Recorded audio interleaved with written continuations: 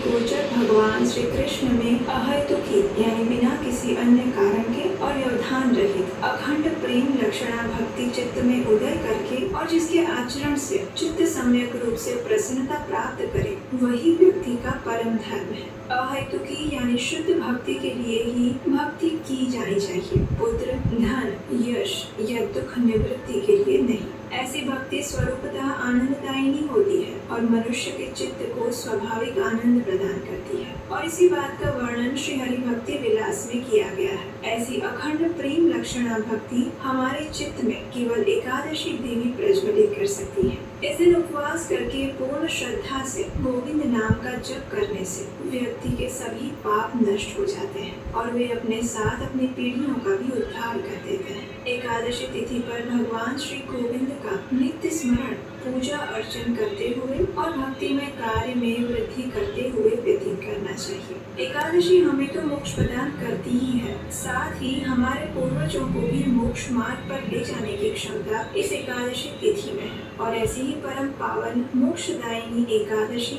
अश्विन मास के कृष्ण पक्ष में आने वाली इंदिरा एकादशी है, जो कि बहुत ही जल्द आने वाली है। चातुर्मास और पितृपक्ष के पवित्र समय में आने वाली इस इंदिरा एकादशी तिथि का पालन करने वाले व्यक्ति के समस्त पाप नष्ट हो जाते हैं और यदि उसके किसी पूर्वज का नरक लोक में पतन हुआ है तो वो भी मुक्त होकर भक्ति मार्ग पर अग्रसर होते हैं। इंदिरा एकादशी का पालन करने से व्यक्ति न केवल स्वयं पुण्य अर्जित करता है बल्कि अपने पूर्वजों और पितरों का भी उद्धार कर सकता है। इस एकादशी की विशेषता ये है कि ये पितृ पक्ष में आती है, इसलिए इसका महत्व और भी बढ़ जाता है। अगर आप अपने पितरों के उद्धार के लिए कुछ विशेष करना चाहते हैं तो इंदिरा एकादशी से अच्छा सुअवसर और कोई नहीं हो सकता। आप इस एकादशी व्रत का पालन अवश्य करिए और इस एकादशी का पालन करने के बाद उसके पुण्य फल को अपने पितरों को अर्पित कर दीजिए। उनके लिए इससे बड़ा कोई और सौभाग्य और पुण्य कार्य नहीं हो सकता जो आप उनके लिए कर सकते हैं। और ये पावन एकादशी